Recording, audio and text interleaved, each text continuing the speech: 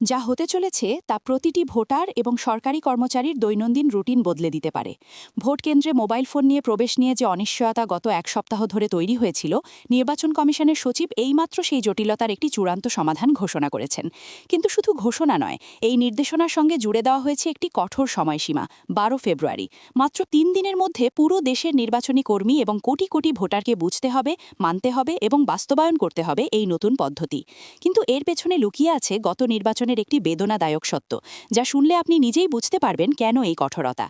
গত উপনির্বাচনে mobile phone নিয়ে অন্তত 15টি কেন্দ্রে ঘটে যাওয়া বিতর্কের খবর প্রকাশিত হওয়ার পর থেকেই নির্বাচন কমিশন এই নিয়ে একটি পুঙ্খানুপুঙ্খ পর্যালোচনা চালাচ্ছিল।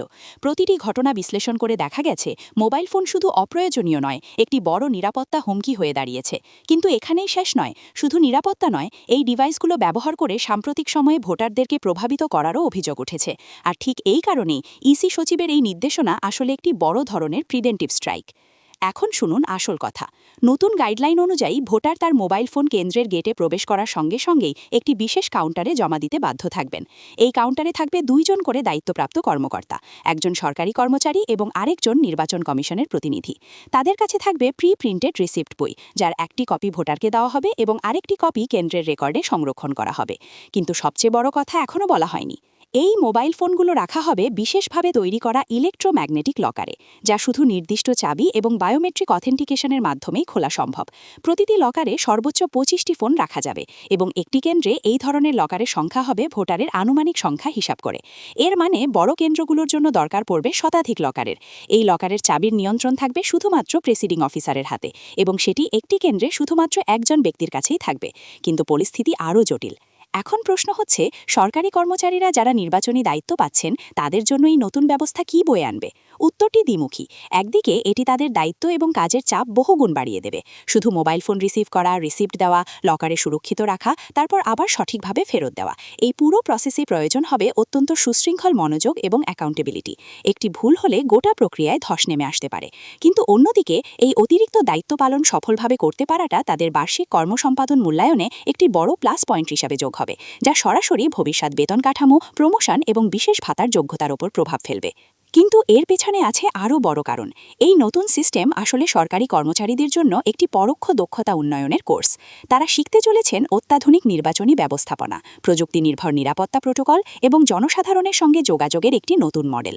এই দক্ষতাগুলো ভবিষ্যতে তাদের ক্যারিয়ারে বিভিন্ন উচ্চ পদে আসীন হওয়ার সময় কাজে লাগবে।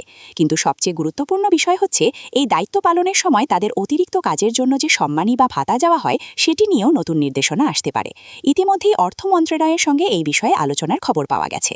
এখন আসা যাক ভোটারের দৃষ্টিকোণে। নতুন নিয়মে ভোটারকে আগের চেয়ে কমপক্ষে 15 মিনিট আগে কেন্দ্রে পৌঁছাতে হবে।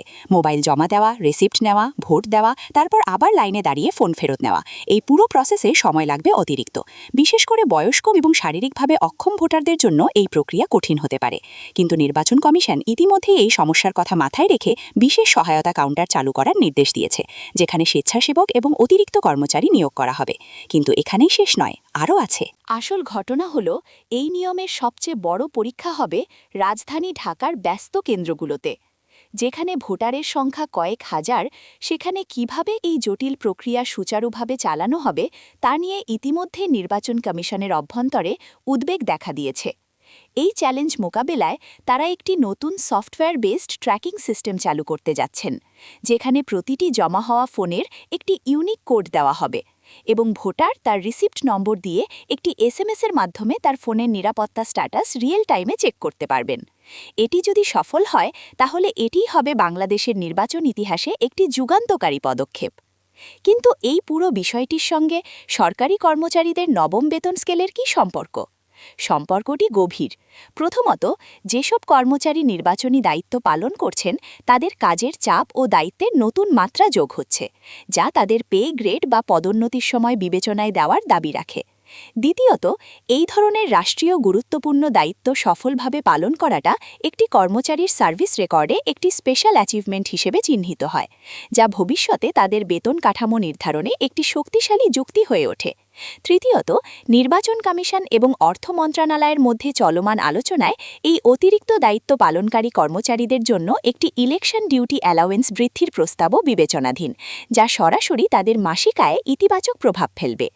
এখন সবচেয়ে বড় প্রশ্ন 12 ফেব্রুয়ারির পর কি হবে এই নিয়ম কি শুধু সাময়িক নাকি স্থায়ী নির্বাচন কমিশনের উচ্চ পর্যায়ের সূত্রে জানা গেছে এই নিয়মটি একটি ট্রায়াল ভিত্তিতে চালু হচ্ছে আসন্ন কয়েকটি উপনির্বাচনে এর সফলতা যাচাই করা হবে যদি ফলাফল ইতিবাচক হয় তাহলে এটি স্থায়ী বিধি হিসেবে অন্তর্ভুক্ত হয়ে যাবে আগামী জাতীয় সংসদ নির্বাচনের জন্য এর মানে ভবিষ্যতে প্রতিটি নির্বাচনেই সরকারি কর্মচারীদের জন্য এই অতিরিক্ত দায়িত্ব একটি স্থায়ী বিষয় হয়ে দাঁড়াবে এবং তাদের প্রশিক্ষণ ও পারফরম্যান্স মূল্যায়নে এটি একটি নিয়মিত প্যারামিটার হয়ে উঠবে তো বন্ধুরা আজকের নিউজ এখানেই শেষ ভিডিওটি ভালো লাগলে লাইক করুন শেয়ার করুন এবং সাবস্ক্রাইব করুন কমেন্টে জানান আপনার মতামত ধন্যবাদ